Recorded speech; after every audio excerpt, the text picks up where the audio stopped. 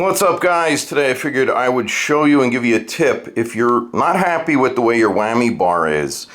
So for example, this guitar that I got did not come with a whammy bar, but they threw one in that fits. And there is there's heavier ones, not sure the thread per inch, but this one happens to be the thinner one. Now, what happened with this one is the length was good, because some of them really come up to here, and what you could do is just pull this tip off and then, you know, cut it to length where you want it. But I was happy with the length of this, but what I wasn't is they had like a straight 90 and it was hitting the volume pot, and then it was also hitting the pickups. What I did was, like I did in my last video, and you don't need a lathe for this, but I chucked it in the lathe, and let's get on and take a look. I have another whammy bar. Alright, so here's the other whammy bar. This one, you know, kind of bends up. It's not just at a 90. So if you don't have a lathe, what you can do is just wrap you know, some cloth around it and stick it in a vise, put it in here, and then pull on this end here. So you would actually pull it until you get the height you want it. Now with the other whammy bar, let's look at that. This whammy bar, the way this bend is, it was kind of funky. When I bent it up, this part kind of pointed like out and up.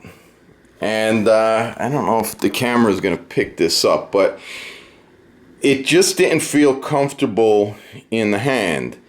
It just was pointing like, kind of like this bend right here was just shoving, like shooting this part up.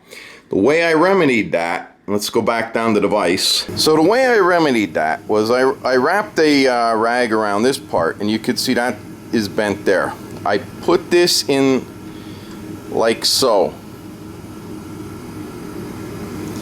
And when you put it in like so, this part right here, all I did is take a deep well socket and I put it over. Now this is a heavier whammy bar than the other one, so you might have to do, you know, you might have to get a piece of pipe. I just torqued on this part here, and you got to be careful so you don't snap it or anything. I mean, it's not hardened or anything, but it's mild steel.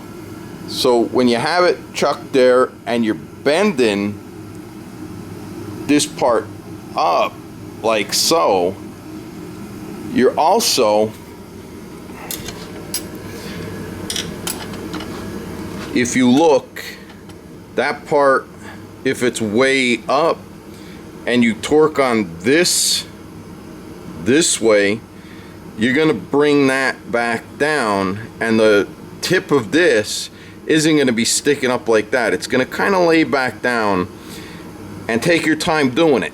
But that's the way to bend your whammy bar in two different positions if you don't have enough clearing for, you know, your dive bombs and shit, or if it's like really poking into your hand and it feels uncomfortable.